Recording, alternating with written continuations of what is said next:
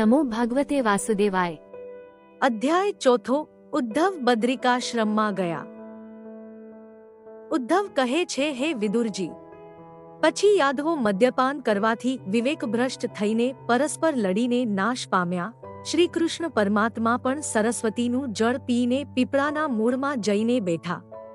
હે ઉદ્ધવ, તમે બદ્રિકાશ્રમમાં જાઓ, આમ શ્રીકૃષ્ણે મને કહ્યું હતું, તેથી હું જાણતો હતો કે ભગવાન સ્વધામ પધારશે, તેથી હું તેમની પાછળ પાછળ ફરતો હતો।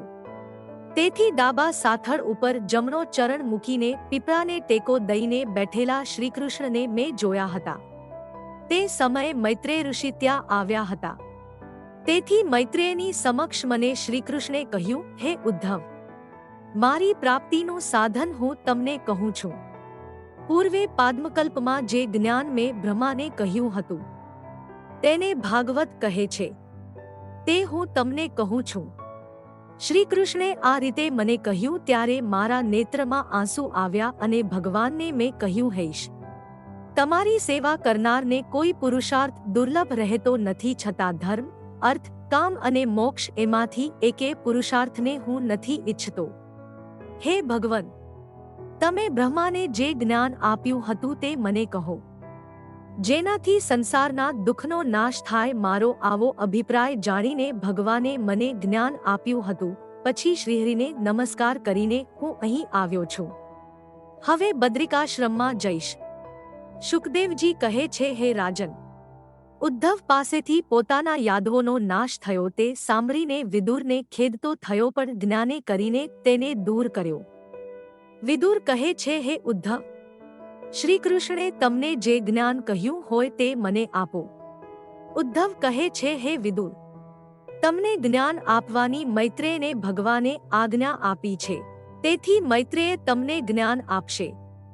આમ કહીને ઉદ્ધવ બદ્રિકાશ્રમમાં ગયા। રાજા કહે છે, બ્રાહ્મણના શાપથી સર્વે યાદવો મૃત્યુ પામ્યા। અંતે શ્રીકૃષ્ણે પણ દેહ ત્યાગ કર્યો। એક ઉદ્ધવ જ કેમ બાકી રહ્યા?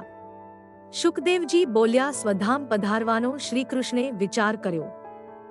અસ્માલ્લેકાદ ઉપરતે મયી જ્ઞાનન મદાશ્રયમ અર્હત્યુદ્ધવ એવાદ્ધા સંપ્રત્યાત્મવતા વરહ। હું સ્વધામ ગયા પછી હમણાં મારા જ્ઞાનને યોગ્ય જ્ઞાનીઓમાં શ્રેષ્ઠ એક ઉદ્ધવ જ છે, માટે મારું જ્ઞાન પ્રવર્તાવવા આ પૃથ્વી ઉપર ઉદ્ધવ ભલે રહે। ઉદ્ધવ મારાથી જરા પણ ન્યૂન નથી।